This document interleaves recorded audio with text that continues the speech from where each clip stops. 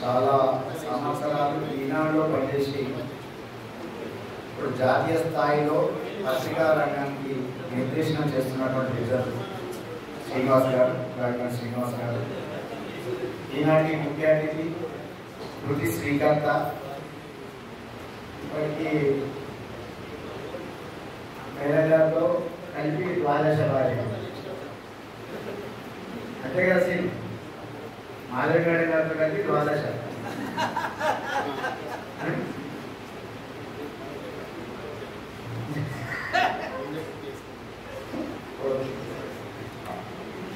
అంటే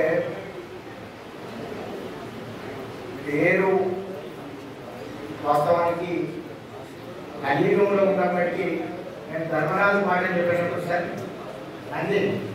నందిగో ధర్మరాజు పాటలు చెప్పేటప్పుడు మనం కృతయుగ లక్షణాలు అని ధర్మరాజు అంటాం, కానీ మనకు ప్రత్యక్షంగా కనిపించేటువంటి కృతయుగ లక్షణుడు ఎవరు అంటే లక్షణుడు ఎవరు అంటే మనకు వాస్తవానికి కృతయుగంలో మనందరికీ తెలుసు దొంగతనాలు ఉంటాయి, అస్త్రయం అటువంటి ఏవి ఉండవు. ధర్మంగా ధర్మబద్ధంగా జీవించడం, కోపం లేకపోవడం, శాంతంగా ఉండడం, అందరినీ అక్కున నేర్చుకోవడం, ఈ లక్షణాలన్నింటినీ ఒకసారి విశ్లేషిస్తే ఆ పాటలు చెప్తే మాకు గుర్తుకొచ్చేది మీరే. కాబట్టి ఇటువంటి ఈ కాలంలో కూడా ఉంటుందని నేను ఎప్పుడు ప్రశ్నించుకుంటాను. ఆయన నిన్ననే ఒక గంట కూడా మాట్లాడుతున్నాను, ఈ కాలంలో ఇటువంటి వాళ్ళు కూడా ఉంటున్నాను. అటువంటి ఒక మంచి కృతి శ్రీకాంతం ఎన్నుకొని మేము కవన కన్యకను అంగీకరించినటువంటి మా అనంతులు గోపాల్ గారికి ఇద్దరికి నిజంగా హృదయపూర్వకమైనటువంటి ధన్యవాదాలు, శుభాకాంక్షలు తెలియజేస్తూ ఇంకా వేదిక మీద ఉన్నటువంటి అందరికీ పెద్దలందరికీ కూడా పేరు పేరున కృతజ్ఞతలు, ధన్యవాదాలు, అందరికీ పేరు పేరు నమస్కారాలు తెలియజేస్తూ ముందున్నటువంటి వాళ్ళకు కూడా పుస్తకంలోకి వెళ్దామని. వాస్తవానికి ఈ మేము అనేది ఒక ఆలోచన చేసినట్టయితే మీ అందరి ముందు పుస్తకం ఒకటి ఉండొచ్చు.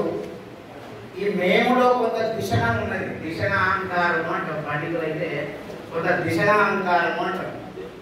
మరి వీళ్ళ దిశనాహంకారం ఏమిటి అనేది ఒకసారి ఆలోచించాల్సిందే. ఎక్కడైనా మేము ఇక్కడ తిరుపతి వెంకట గౌడు కూడా మేమే అని చెప్పుకున్నటువంటి ఆ దిశనాహంకారం ఆ మేము అనే పదంలో నాకైతే కనిపించింది. అంటే టైటిల్లోనే వాళ్ళ దిశన ఏమిటో మనకు చూపించారు.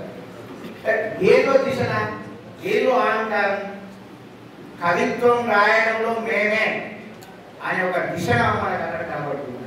అందుకే ఆ మేము టైటిల్కి ఒక మంచి అద్భుతమైనటువంటి ముఖ చిత్రాన్ని అందించిన శ్రీనివాస్ గారు కూడా వారి ఆ మేమును అందుకున్నారేమో. రెండు కళాన్ని అటు ఇటు పెట్టి ఒక పుస్తకంలో నల్లక్షరాలు రాసి గొప్పలైనటువంటి టైటిల్ తోటి ఆ మేము దిశలను అక్షరీకరించి సరస్వతి రూపాన్ని ఆవిష్కరింపజేశారు. అది నిజంగా అంటే ఒక చిత్రకారునికి కవికి ఉన్నటువంటి భావసారూప్యం, అది మన కవి హృదయాన్ని మనం అర్థం చేసుకున్నారు. ఇటువంటి అంటే పుస్తకంలోకి మనం వెళ్తే ఇద్దరిని కలిసి 50 కవితలు, చెరి 25 కవితలు. ఎక్కడైనా మనం చూసినట్టయితే కవిత్వంలో సగం ఒకరి పాట ఉంటుంది, సగం ఒకరి పాట ఉంటుంది.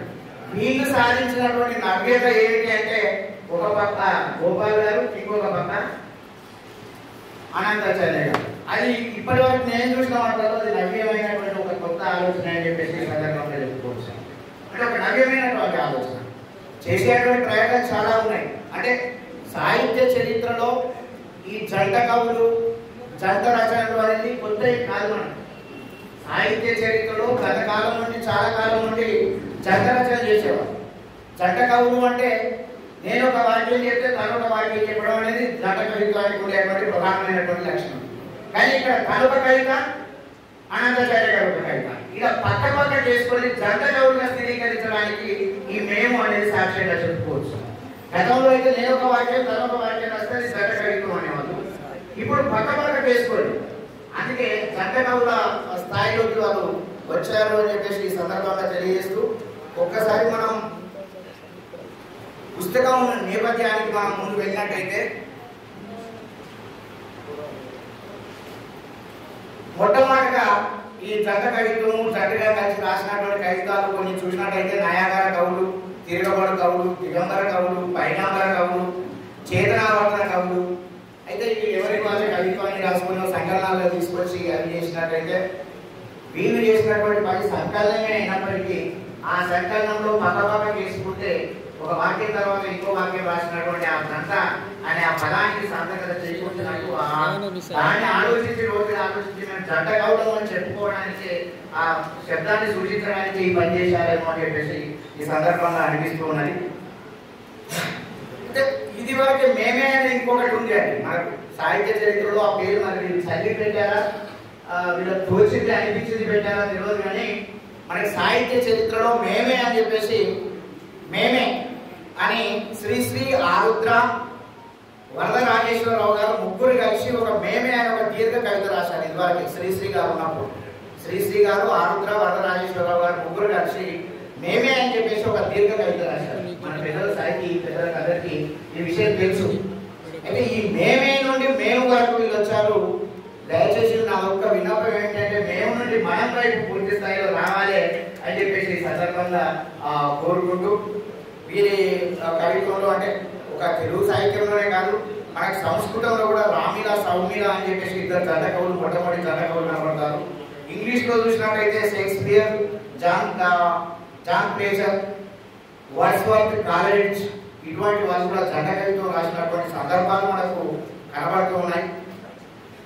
మొట్టమొదటిగా మనకు తెలుగు సాహిత్యంలో కాచవి భూపతి, విఠలరాజు, రంగనాథ రామాయణానికి సంబంధించినటువంటి జంట కవిత్వాన్ని కనబడితే మెల్లమెల్లగా 13వ శతాబ్దం, 14వ శతాబ్దానికి, 15వ శతాబ్దానికి వచ్చే వరకు నందిమల్లయ్య, ఘట్టసింగన వాళ్ళు రాసినటువంటి ప్రబోధ చంద్రోదయం, తర్వాత రాజకవి అయ్యంకి బాలసరస్వతి, తిరుపతి వెంకట కవులు, దీపాల పిచ్చయ్యశాస్త్రి, జాషువా, కొప్పరం సోదరులు, సింగరి కాకుడి కవులు, రామకృష్ణ కవులు, ఇప్పుడు ఆనంద గోపాలు వీళ్ళ కవిత్వాన్ని మనం తీసుకున్నట్లయితే అంటే ఇప్పటివరకు నేను చదివినటువంటి వాళ్ళంతా జంట కవులు మన సాహిత్య చరిత్రలో జంట కవులు ఎవరు అని చెప్పేసి లిస్టు తీసినట్లయితే ఈనాటికి మన అనంత గోపాలు కనిపిస్తారు. ఇందులో మనం ఇప్పుడు పుస్తకంలోకి వెళ్ళినట్టయితే వీళ్ళ 50 కవితలు ప్లస్ ఒకటి అంకితం కవిత ప్లస్ ఒకటి కలిపి రాసిన కవిత మేము అని రాసినటువంటి కవిత మనకు కనబడుతుంది. అలాగే 33 మంది కవులు ఈ ఇద్దరి మీద తమ అమూల్యమైనటువంటి అభిప్రాయాన్ని ప్రేమను కవిత్వ రూపంలో వచన వ్యాసాల రూపంలో వెలువరించినటువంటి వాళ్ళు. అలాగే 10 మంది ముందు మాటలు రాశారు. 10 మంది పెద్దలు వీళ్ళ ప్రేమతోటి ఆశీర్వచన పూర్వకమైనటువంటి ముందు మాటలు కూడా ఈ పుస్తకంలో మనకు కనబడతాయి. ఇది అంటే పుస్తకానికి ఉన్నటువంటి కేవలం ఒక ప్రాథమికమైనటువంటి సమాచారం. మరి వీళ్ళు రాసినటువంటి పుస్తకంలో ఎందుకు వీళ్ళు మేమే అని చెప్పుకొని ఇలా భావసారూప్యత ఏమిటి అని మనం ఒకసారి చూసినట్లయితే కరీంనగర్ బ్రదర్స్ గా మేము అని చెప్పినప్పుడు దున్నిన పొలంలో తొలకరి వాడకు వేసిన నారుమడిలా ములిచింది మా స్నేహం. అక్కడ ఇంకా డిగ్రీ ఫ్రెండ్స్ వాళ్ళందరికీ అర్థమవుతుందేమో వీళ్ళ స్నేహం ఎక్కడెక్కడ దాకా ఏంటంటే కంబైన్డ్ స్టడీ, రాత్రులను కాల్చుకొని కంటి చీరల మీద కనపడ్డ కెమిస్ట్రీ, ఒంటి చెమటతో మిళితమైన జువాలజీ. ఇది రాత్రులు మనకందరికీ వెనక కూర్చున్నటువంటి మిత్రులందరికీ పెద్దలందరికీ తెలుసు అనుకుంటా. రాత్రులు కంబైన్ స్టడీ చేసి రాత్రంతా కూర్చొని అప్పుడప్పుడు ఛాయ్ తాగుతూ రాత్రి కూడా ఛాయ్ తాగుతూ చదివినటువంటి ఆ డిగ్రీ రోజుల్ని ఒక్కసారి వీళ్ళు స్నానం చేసుకుంటూ వాళ్ళ స్నేహం ఎక్కడ మొదలైంది? మేము ఎప్పుడు నేను కాలేదు. పూర్తిగా ఈ మేము కవిత్వంలో ఇలా భావన మనకు చెప్తున్నారు. మేము ఎప్పుడూ నేను కాలేదు, నేనులోనే మేము, గుండెలోని కవాటాల్లాగా, ఒకే వృత్తానికి 2 పువ్వుల్లాగా. గుండెలోని కవాటాల్లాగా ఒకే వృత్తానికి 2 పువ్వుల్లాగా మేము ఎప్పటికీ నేనుగా ఉండలేదు, మేము ఇప్పటికీ మేముగానే ఉన్నాము అని చెప్పేసి వాళ్ళు ఒక నిక్కచ్చైనటువంటి ఒక సందేశాన్ని మనకు అందిస్తున్నారు. ఇక వీళ్ళ కవిత్వం లోతుల్లోకి మనం వెళ్ళినట్టయితే చాలా ప్రతి కవిత కూడా ఉదాహరింపగా కవిత్వం ఉంది. కవిత్వ లోతులోకి మనం చూస్తూ ఉంటే వీళ్ళు స్పృశించని అంశం లేదండి. ఎన్నికలు స్పృశించారు, పర్యావరణాన్ని స్పృశించారు, తర్వాత నాస్టాల్జియాలు, పాత జ్ఞాపకాలని గుర్తు తెచ్చుకున్నారు. విచిత్రం ఏంటంటే ఇద్దరు నాస్టాల్జియా రాశారు, ఇద్దరు పర్యావరణాన్ని గురించి రాశారు, ఇద్దరు ఎన్నికల గురించి రాశారు. ఎందుకు ఈ మేములో ఏమిటి అంటే ఇద్దరు కలిపి వేసుకోవాల్సిన అవసరం ఏమొచ్చింది? వేరు వేరుగా 2 పుస్తకాలు తీసుకొని 2 పుస్తకాన్ని ఆవిష్కరించుకోవచ్చు అనే ఒక అనుమానం వచ్చింది నాకు. తీరా చూస్తే మరి ఇద్దరు అనుకొని రాశారా, అనుకోకుండా రాశారా? ఈ భావ సారూప్యత అంటే వీళ్ళ పుట్టుకతోటి ఆ భావ సారూప్యత వచ్చిందా? ఎక్కడో దేవుడు డిగ్రీ కాలేజీలో కలిపి చివరికి ఇక్కడ నడిపించాడా తెలియదు. కానీ ఆ భావ సారూప్యత వీళ్ళు స్పృశించినటువంటి ప్రతి అంశము ఇద్దరు స్పృశించారు. కానీ అది ఆ స్పృశించినటువంటి గొప్ప విషయాలన్నీ కూడా మనకి కవిత్వంలో కనబడతాయి. నిజంగా అది ఒక చాలా అంటే అనుకోకుండా రాస్తావా, అయ్యో అరే నేను అదే అనుకున్న సేమ్ అప్పుడప్పుడు మనం అనుకుంటాం, నువ్వు అదే అనుకున్నావా, నేను కూడా అదే అనుకున్న సేమ్ అంటాం. అది ఎక్కడో ఒకసారి చోట కోఇన్సిడెంట్ అంటాం. అటువంటివి జరుగుతాయి. కానీ వీరి కవిత్వంలో ప్రతి చోట ఆ కోఇన్సిడెంట్స్ అనేవి కనబడుతున్నాయి. అందుకే మేము అని సగౌరవంగా చెప్పారేమో అని చెప్పేసి సందర్భంగా అనిపిస్తున్నాం. ఆ పర్యావరణం మీద మాడిశెట్టి గోపాల్ గారు రాస్తూ, స్వచ్ఛమైన గాలి నేడు ఆక్సిజన్ బాగలో, స్వచ్ఛమైన నీరు నేడు మినరల్ బాటిళ్లలో, అంతా అయోమయం మనిషి తానెక్కిన కొమ్మను తానే నరుక్కున్న భయం. ఇంకా ఈనాటి పర్యావరణాన్ని గురించి ఇంతకంటే గొప్పగా ఏం చెప్తాము? ఇవాళ మనం వాటర్ బాటిల్ కొంటున్నాం, అలాగే స్వచ్ఛమైన ఆక్సిజన్ కోసం ఆక్సిజన్ బాటిల్లోకి వెళ్తున్నాం. ఇవాళ రేపు మాస్కులు వేసుకొని ఆక్సిజన్ మాస్కులు సిలిండర్ వేసుకొని తిరగాల్సినటువంటి పరిస్థితి వస్తున్నది అని చెప్పేసి దానికి ఆయన చెప్తే, మన అనంతాచార్య గారు తక్కువ తినకుండా అయ్యే నిజమే ఇప్పుడు అంతా వాతావరణం అంతా కలుషితం అయిపోయింది అని మా మిత్రుడు బాధపడుతున్నాడు కదా, ఆనాటి రోజులు ఎంత బాగున్నాయి అని చెప్పేసి నాస్టాల్జియా గుర్తు తెచ్చుకున్నాడు. తడిగితే నిమ్మ పిప్పరమెంట్ సంపాదించిన జ్ఞాపకం. మనందరికీ చాలా మందికి ఈ వయసులో ఉన్నటువంటి వాళ్ళు ఎక్కువ మంది ఉన్నారు కాబట్టి చిన్నప్పుడు నిమ్మ పిప్పరమెంట్ మనందరికీ తెలుసు ఆ జ్ఞాపకాలు. తడిగితే నిమ్మ పిప్పరమెంట్ సంపాదించిన జ్ఞాపకం. గాజు సీసాలోని బిస్కట్లన్నీ జేబులో దూరిన సంబరం.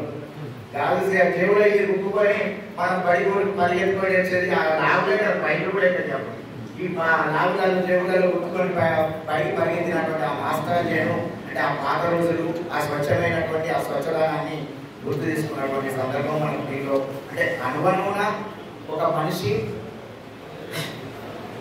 ఒక హృదయం ఉన్నటువంటి మనుషులు ఎట్లా స్పందించాలి, కవి ఎటువంటి స్పందన ఉండాలి, కవి లోపల ఏ నిజాలకు భావజాలాలకు కట్టుబడకుండా ఎక్కడ స్పందించాల్సిన పరిస్థితి వస్తే అక్కడ కవి తప్పకుండా స్పందించాలి. అపారే కావ్య సంసారే కవియే ప్రజాపతి అన్నాడు.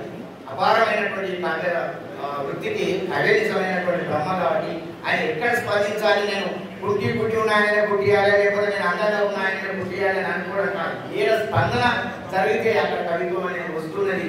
అటువంటి అపారమైనటువంటి కావ్య సంసారానికి నిజంగా బ్రహ్మదేవుడు అంటే కవులే అని చెప్పేసి సందర్భంగా అచ్చమైన ఇద్దరు బ్రహ్మలు మనకు ఎదురుగా కనబడుతున్నటువంటి సందర్భం కనబడుతుంది. మాడిశెట్టి గోపాల్ గారు అంటే ఇవాళ జరుగుతున్నటువంటి ప్రపంచ యుద్ధాలు భయమవుతున్నది. మనం నిన్న మన పేపర్లు చూస్తూ ఉంటే, అయ్యా ఒక్కసారి దయచేసి బంద్ చేయమంటే నేను బంద్ చేస్తాను. ఎందుకంటే ఇవాళ పరిస్థితి వాళ్ళు ఎంత సీరియస్ అంశాన్ని వాళ్ళు ఈ హృదయంతో రాశారు అని చెప్పడానికి నేను మీకు చెప్పడం, ఇవాళ పేజర్ల ద్వారా బాంబులు తెలుస్తున్నానండి. మనం వాడుకున్న ఫోన్లు ఏ క్షణంలో పేరుతాయో తెలియదు. ఏ చైనా వాడో, ఏ పాకిస్తాన్ వాడో ఈ ఫోన్లు వాడు తయారు చేసిన చీప్ వస్తున్నాయని మనం కొంటున్నాం. వాస్తవానికి చేతిలో చైనా ఫోన్లే ఉన్నాయి. వాడు ఏ క్షణంలో మన మీద కోపం వచ్చి అక్కడెక్కడ పేరుస్తాడో, ఏ యుద్ధాలు ఎప్పుడు జరుగుతాయో తెలియని పరిస్థితి. అందుకే ఆ గోపాల్ గారు అంటారు, ఏ యుద్ధమైనా శాంతిని సమాధి చేస్తుంది, స్నేహాన్ని సెగలోకి విసిరేస్తుంది, రణనినాదపు గొంతుల నరికేయగల నడుము బిగించి యుద్ధం మారును నిఘంటువులోంచి తొలగిద్దాం. ఆ రోజు రావాలని నిజంగా మనస్ఫూర్తిగా ఆశిద్దాం. ఇది సామాన్యమైనటువంటి విషయం కాదు. ఇవాళ ప్రతి హృదయాన్ని కలిసి వేస్తున్నటువంటి సందర్భం. యుద్ధం అనే పదమే మన నిఘంటువులోకి వెళ్తే కానీ ప్రపంచ శాంతి సాధ్యమవుతుందని చెప్పేసి మనం చెప్పుకోవచ్చు. దాంతోపాటు ఇంకా గోపాల్ గారు ఏమంటారంటే, డైలీ నువ్వు చిన్న చూపు చూడడం, ప్రతి వస్తువును మనకు నచ్చితే పెద్దగా చూడడం, నచ్చకపోతే చిన్నగా చూడడం, మన ఇజాలకు భావజాలకు అనుగుణంగా అంచనా వేయడం అనేది జరుగుతున్నది. దేన్ని చిన్న చూపు చూడద్దు. చిటికెన వేయని చిన్న చూపు చూసినా అది గోవర్ధనగిరిని ఎత్తింది అని చెప్పేసి గోపాల్ గారు అంటారు. అది కవిత్వం అంటే కవిత్వం దేన్ని మనం కవిత్వం అంటాం అని చెప్పుకోవడానికి ఇవి పరాకాష్ఠగా చెప్పుకోవచ్చు. ఇంకా మరి పర్సు కవిత్వం ఒకసారి మనంతా చదవాల్సిందే. ఈ పర్సు మీద అసలు అదే శ్రీశ్రీ అన్నట్టు కాలేజీ కవిత కళాకారం అన్నట్టు కుక్క పిల్ల చిత్రుల సభ పిల్ల అని చెప్పేసి శ్రీశ్రీ ఎప్పుడైతే చెప్తున్నాడో ఇవాళ పర్సు మీద కవిత్వం రాశాడని ఆయన. పర్సు మీద కవిత్వం రాసి నిండుగా ఉంటే ధైర్యం, ఖాళీగా ఉన్న రోజు ధైర్యం, దీనం రోజంతా వెన్నంటి ఉండే నేస్తం, దానితోటే స్టేటస్, దాని రూపం ఫోమ్ అయినా లేదరైనా ముద్దుగా పిలిచే పేరు పల్సు. పర్సు వెల్తిగా ఉంటే బ్రతుకుబడి రివర్స్. పర్సు వెల్తిగా ఉంటే రాదు మన బతుకుబడి మొత్తం రివర్స్ అయిపోతుంది అని చెప్పేసి గమ్మత్తైనటువంటి పర్సు మీద గొప్పదైనటువంటి కవిత్వాన్ని అందించినటువంటి వాడు. ఇలాంటి పరిస్థితులలో అనంతాచార్య గారు భూమి కంపిస్తుంది అనే ఖండికలో మట్టి పంచగుణ లోహ సమ్మేళనం పూసుకుంటే చాలు యుద్ధంలో సైనికుడు నిప్పులు కప్పుతాడు, శత్రువుల శిరాలు ఛేదిస్తాడు అని చెప్పేసి ఈ మట్టి యొక్క పవిత్రతను చాలా ఉపయోగిస్తారు. అందుకే మాతృభూమి యొక్క ఔన్నత్యం, మాతా పృథ్వీ పుత్రోహం పృథవ్య, ఈ భూమి నా తల్లి, ఈ భూమి పుత్రుడు నేను అనే ఒక పూర్తి భావన మనసులో నింపుకుంటే తప్ప ఈ పదాలు రావు. ఎందుకంటే ఈ భూమిని మట్టిని పూసుకుంటే తప్ప శత్రు సైనికులు గడగడమనేటువంటి ఈ భారత మట్టికి ఆ శక్తి ఉన్నదని చెప్పేసి చెప్తున్నటువంటి చూస్తున్నాం. ఇక ప్రతిదీ ప్రతి కటిక కూడా చాలా గొప్పగా మనం ఉదాహరించుకోవచ్చు. ముందు నిలబడే శత్రువులు ఎదుర్కోవచ్చు, వెనక నుండి కలిపే శకుని పాచికల భారతమే మూల సమస్య అంటాడు అనంతాచార్య. ఇవాళ మనం చాలా మందిని చూస్తున్నాం, మన ముందు పెదవులు నవ్వుతున్నాయి, వెనకకు వెళ్తే వెక్కిరిస్తున్నాయి.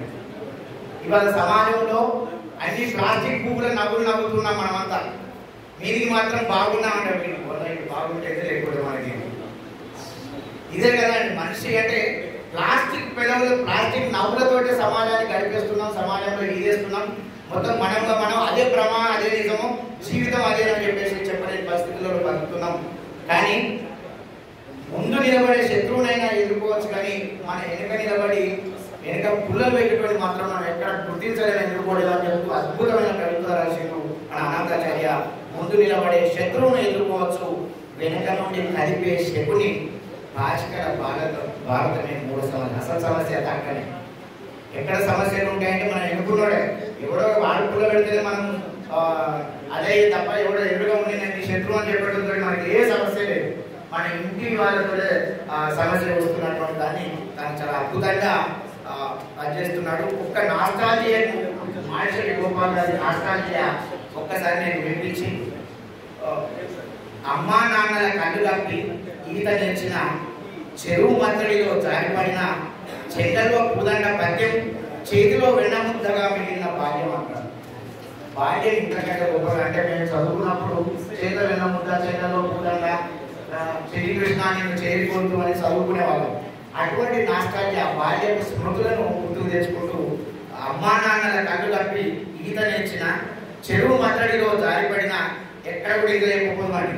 అక్కడ జారిపడిన అర్థాలు కానీ కూడా పడ్డమని చెప్తే నువ్వు వెళ్ళిపోయిన వాళ్ళు తాగరండి. ఆ భయానికి ఇంకా చెప్పకుండా కాకినా కూడా ఇంకా నలాలను పసుపు అది పూసుకుంటాం, కానీ ఇంకా చెప్పకుండా ఆ దొంగచాటుగా గడిపినటువంటి ఆ బాల్య స్మృతులన్నీ నెమరు వేసుకుంటూ నాస్టాల్జియాగా చెప్పినటువంటి పద్యం. దాన్ని మళ్ళీ ఒకటి మా అనంతాచార్య గారు జీవిత గ్రంథంలోని ప్రతి పేజీలోని అలంకారాల అంతరార్థం ఇప్పడం వరకు ఉత్తరోత్తర పుస్తకాన్ని ఆశ్రయించాల్సిందే. ఎన్ని జ్ఞాపకాన్ని గుర్తుల్ని తెలుసుకున్నా కూడా మళ్ళీ పుస్తకాన్ని ఆశ్రయిస్తూ పుస్తకాల పరిగెత్తాల్సిందే అని చెప్పేసి మన అనంతాచార్య గారు రాస్తారు. ఇట్లా ప్రతి వీరు రాసిన 50 కవితలు అద్భుతమైన, అసలు దేనికదే గొప్పగా వీరు రాసినటువంటి సంచి, మాడిశెట్టి గోపాల్ గారు రాసినటువంటి సంచి కానీ, అనంతాచార్య గారు రాసినటువంటి గంట, స్కూల్ టీచర్ హెడ్ మాస్టర్ కాబట్టి ఆ గంట మీద ఒక అద్భుతమైన లంచ్ ఒక్క మాట ఎంపిక ముగిస్తాండి.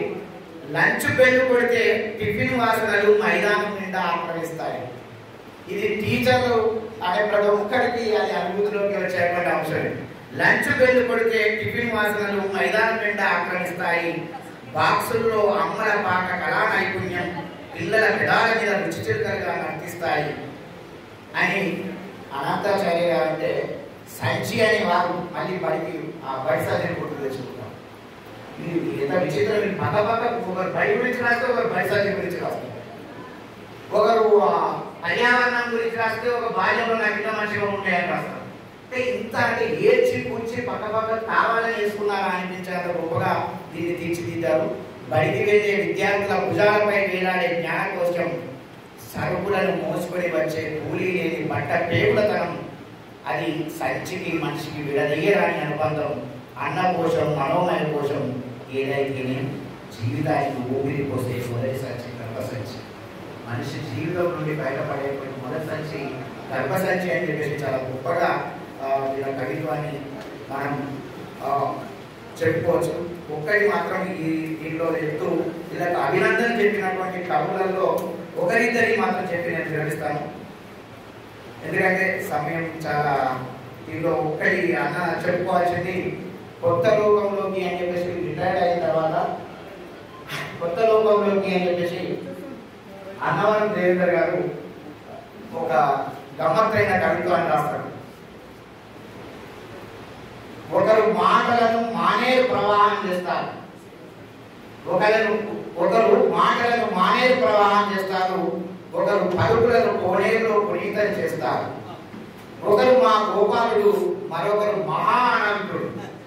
ఒకరు మా గోపాలుడు, మరొకరు మహా అనంతుడు. ఇద్దరు వ్యాఖ్యాన రంగ వల్లభులు. ఎంత గమ్మతైన ఆ కొంటెతనం మాట.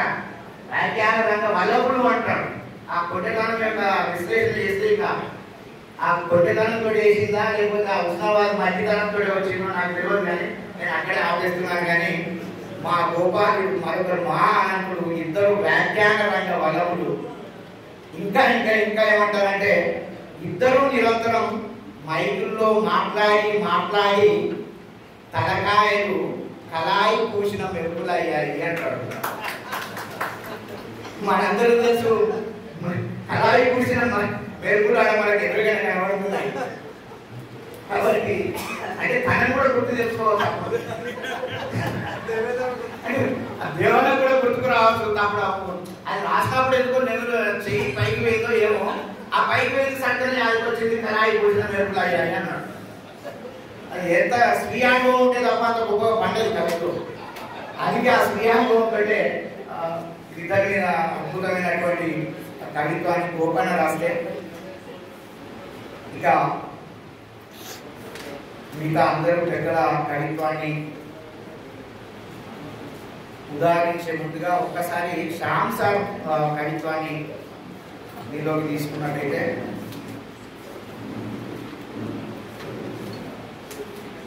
శ్యామ్ సార్ ఈ మధ్య కాలంలో మనకు చాలా కొత్తగా కనబడుతున్నాడు. శ్యామ్ సార్ రాసినటువంటి కవిత్వం మనకు ఈ పుస్తకంలో, నా పుస్తకంలో మీ పుస్తకంలో ఎక్కడెక్కడ వేసుకున్నాను.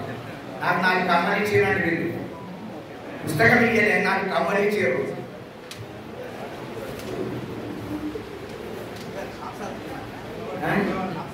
అదే ఉంది. ఒకే కోటి పక్షులని శ్యామ్ సార్ మీద, అవును ఆ రెండు ఒకే కోటి పక్షులు. స్నేహం కొమ్మ పూసి సుగంధాలు వెదజల్లే మల్లె జాజులు. మల్లె జాజులు అని మనం చెప్పుకుంటాం, కానీ అక్కడ ఎంత గొప్పగా రెండింటికి విడదీసి మల్లె జాజులు అని చెప్పేసి ఆ రెండు మల్లె జాజులా కలిసి ఉన్నటువంటి స్నేహ పక్షులు అంటూ ఒకరు మానసిక ఉల్లాసము కమ్ముదై మునిపిస్తే మరొకరు మనసు పూల పాన్పు చేసి దొంగుయాలు ఊహిస్తారు. ఇంతకంటే ఈ ఇద్దరు స్నేహం యొక్క గొప్పతనాన్ని ఇంకా ఇంత గొప్పగా చెప్పడం, ఇంత గొప్పనైనటువంటి కవిత్వాన్ని ఈ సందర్భంలో మీ కవిత్వం కూడా పరాకష్ట స్థాయికి చేరుతున్నది. అంటే ముఖ్య సరస్వతి అంటాం. చాలా అద్భుతమైనటువంటి భావుకథను అభివ్యక్తిని నిర్వహించినటువంటి శ్యామ్ సార్ ఈ కఠిన బ్రదర్స్గా తీసుకునే సోపరిగాలు నిజమైన స్నేహానికి ప్రాణం పోస్తున్న ఒక కోటి పక్షులు, అవును వారు ఒకే కోటి పక్షులు అని చెప్పేసి నిర్ధారిస్తూ ఈ ఒకే కోటి పక్షులు మేము నుంచి మనం వైపు పయనించాలని మరొకసారి కోరుకుంటూ ఈ అవకాశం ఇచ్చినటువంటి అందరికీ ధన్యవాదాలు.